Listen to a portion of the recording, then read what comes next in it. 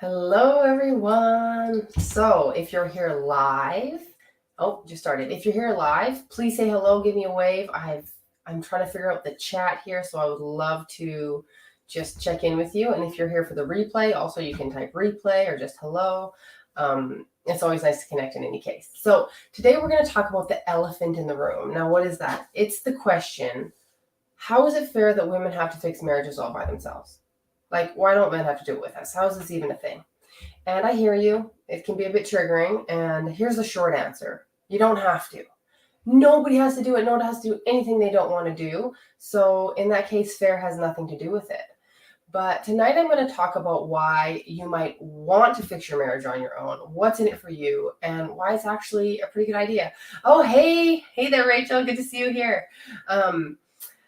Okay, so these are my notes up here. If I look to this way, you know what I'm doing. So, why is it that women have to do all the work? I know, when I say to people, they ask me what I do, and I'm like, oh, I'm a marriage coach for women. And they're kind of like, oh, women? Like, not couples? Like, isn't that kind of weird? And you can see that the gears are kind of turning and wondering what this is all about. And I know there's some women thinking, like, that's kind of sexist. Aren't women doing all the work already? Like, we're doing more domestic labor. We're working outside the home and making money. We're doing more childcare. And now you're suggesting that I sign up for some extra emotional labor voluntarily. And that might seem like a bad idea to you and maybe even kind of outdated. And I want to let you know that I understand how hard women work. And the solutions I'm offering you are actually the answer to all that hard work. Because once you know how to activate your man's commitment, love, and energy towards you, you're going to get a lot more help and you're not going to be working so hard. So my clients come to me with a variety of complaints, but the main ones is lack of emotional connection. So they'll say, he's a real good guy, but I'm not feeling it. Like, there's no effort, there's no romance, there's no passion, and he doesn't help out. Some of them help out, some of them don't help out, but those are the main things. Hi, Francisca. So good to see you here. And these women are also trying to be friendly and nice and polite, and they're doing all the things, but they're just exhausted and resentful and lonely. And I just want to remind you that although women are doing all this work, and we're absolutely incredible, and I'm amazed with what women do. It's not getting us more love. It's not getting us more affection. It's not getting us more romance or passion or appreciation. If your marriage is perfect, good for you. You don't need any of these tools. Maybe you were handed it down to the generations. But for most of us, we're doing a lot and we're not seeing many results. Like, it's just really not working. So what does work? Well, number one, always put yourself first. And this is one that, I never get tired of talking about because it's not what I read when I was looking for marriage help. It was all about giving and providing and doing more. And I really believe most women don't need to hear that. We need to hear the opposite. We need to hear back off, do less, take care of yourself, right? So that one. But number two is what we're going to talk about more today. And that is learn to speak his language. And what do I mean by that? Well, let's just take a look at the common state of affairs right now. Around 70% of divorces are initiated by women. And this is not the case with all, every situation is different, but I'm talking about a common theme that I'm seeing in marriages that are not abusive, but are just not satisfactory. These women have tried a variety of means to communicate to their husbands and get his attention, and usually over the course of years. And then when she's good and fed up, she says, all right, that's it. Like, I want a divorce. Like, I can't do this anymore. And in many cases, the man is totally shocked. Like, he's completely blindsided. He feels like just his world is crashing down and like, how did this happen? And women are equally baffled by this response. Like, I've been like showing you, telling you, like, I've made posters. How could you have not known? Like, I did tell you. So what's going on here? Obviously, what counted for clear, direct communication from this woman's perspective didn't get the point across at all. Like, he still didn't hear her. And he will even say, like, why didn't you tell me? And like, I didn't know it was so serious. And she's like, I did tell you. Like, it was serious. And yet we end up with this disconnect over and over again.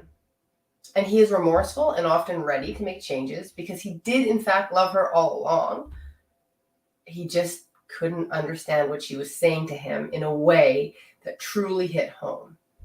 And I think of this as the tragic timing of divorces. It's like by the time she's ready to walk and make herself clear, her husband is only just waking up.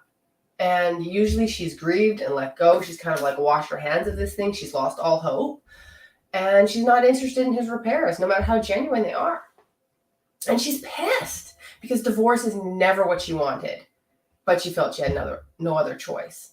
And a little aside here is I work with some of these men. You know, I am a marriage coach for women, but I really appreciate good, hardworking men who love their kids. And I try to help them salvage it before it's too late, but it's very difficult because they usually don't wake up until that point.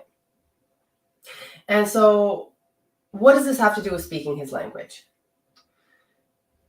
If earlier in the timeline, she was able to communicate effectively so that he really got it, to approach him in such a way that he understood what was important and felt inspired to give her what she needed, the resulting chain of events could be avoided completely.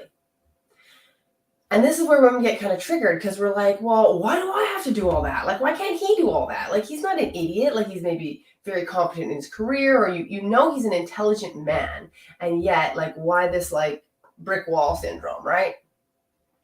And again, I want to remind you, you do not have to.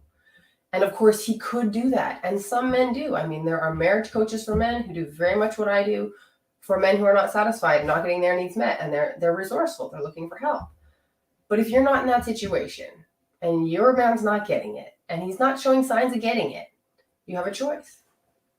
You can learn the skills, you can get the knowledge, you can get the support to learn how to communicate with him so he hears you, so you can actually get the things you need in your marriage, so you can get the emotional support, the tangible support, the romance, the connection. Or you can dig your heels in and say, that's not fair. Like, that's bullshit. You should do it. Like, you got to decide what it is you really want in the end. I think of it as being bilingual. You could argue that it's subservient to be required to learn the masculine language. It's evidence of our oppressed status. Or you could argue that people who speak two languages are exponentially more powerful than people who only speak one. In other words, it's about enlightened self-interest. If learning a second language, if learning his language is going to get you appreciation, support, and a lifelong love affair that you've always dreamed of, can we call that pandering and groveling? And the best part is that inspiring a man to listen to you and meet your needs has nothing to do with catering to him. Actually, we have it completely backwards on that one. What lights a man up and makes him feel inspired and energetic is doing things for you and being appreciated and admired for that. So just being joyfully receptive of what he's giving will completely transform your marriage, just that piece alone. So this is not do more for him, greet him at the door, give him more kisses, load on the stuff. No. It's back up and receive. So if you're not totally satisfied with your marriage and you're feeling the steady decline into roommate status, you may consider taking steps to getting what you want. Whether or not he's interested or available to participate, it really has nothing to do with him, because if you're here, if you're not happy, it's about you and what you want. And if you really think about it, it's kind of weird to get him to fix what you want, because either he's satisfied or he doesn't know what to do to change it. But you're the one who has a vision for this marriage. You're the one who has a dream that you're not willing to give up on. So it really makes sense that you take it and run with it. And further to that, working with women by themselves is incredibly quick and effective. I just had a client today who, when she started with me about 3-4 weeks ago, she was on the brink of divorce. Like, they had the hard conversation. She was like, this sucks. And she was telling me, like, they just sit on separate couches. They just watch show every night. It's like boring, mundane, like, ugh, right? Not what you signed up for. And now they're laughing, they're flirting, they're having a great time. You know, they're just enjoying each other, which was exactly why they got married. And this is 4 weeks, actually. 4 weeks, we're in our 4th session. That's how long it can take when you work with women. Women are quick studies. We're good at learning second languages. Like, it's really powerful. And so I want to encourage this shift in you, that it's not about doing for the man, giving him what he needs. Yes, we're going to understand what he is inspired by. We're going to understand how he thinks. But in the end, you both win because of what you've done. So even more so, learning this language is so much less work than doing all the tangible things you're doing to be a good woman. Toss those things out, those good woman things, and bring in the smart woman things, the loved, cherished, pursued wife things, the things that create a lifelong love affair. So until now, I've only done this work with one-on-one private clients, and I'm ready to extend that to a larger offering. I'm super excited about it. I'm going to be offering a group coaching call. It's going to start with a short talk, and then I'm going to be giving you advice live and supporting you and giving you tips and tricks on what might help you in your situation. It's going to be fun and playful and kind of just like a girls' night in. And so if you're interested in that, I'm going to put the link below and you can sign up. You'll get some emails, tell you a little more about it, and a link to secure your ticket, which is going to be only $25. It's an absolute steal, and it's going to be so much fun. So please reach out anytime, and I can't wait to hear from you. Have a really great evening.